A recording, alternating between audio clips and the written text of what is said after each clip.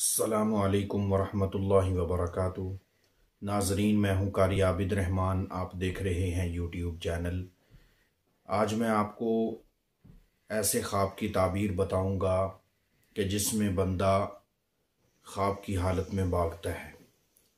ख्वाब में भागना कई तरह से हो सकता है, तो इसकी ताबीरें भी मुख्तलिफ हैं। मैंने सोचा कि चलो एक वीडियो बनाकर आपको इसकी ताबीर के बारे में आगाह कर दिया जाए। कुछ लोग पूछ लेते हैं कि अगर ख्वाब में बंदा भागे तो उसका भागना कैसा है, इसकी ताबीर क्या है। उससे पहले अगर आप लोगों ने हमारा चैनल सब्सक्राइब नहीं किया तो चैनल को सब्सक्राइब कर लें और बेल आइकन के बटन को क्लिक कर दें ताकि हर आने वाली नई वीडियो आप लोगों को बर वक्त मिल सके। देखें, ख्वाब के अंदर भागना ये कई तरह से हो सकता है।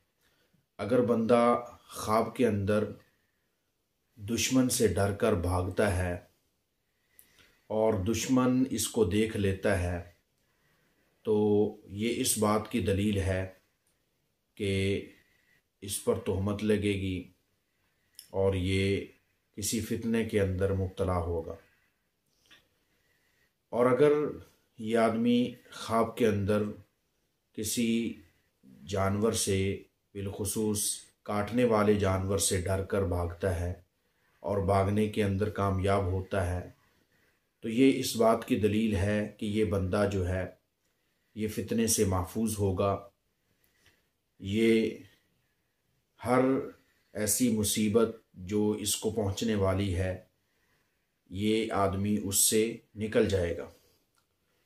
और अगर ख्वाब के अंदर बंदा ये देखे कि वो किसी जगह से भाग रहा है और डरते डरते भाग रहा है, तो ये भी इस बात की अलामत है कि ये बंदा किसी मुसीबत के अंदर गिरफ्तार होगा। और अगर बंदा ख्वाब के अंदर ये देखता है कि कुछ लोग भाग रहे हैं, लोगों को भागता हुआ देख रहा है, तो ये इस बात की अलामत है कि इसको तोहमत लगेगी।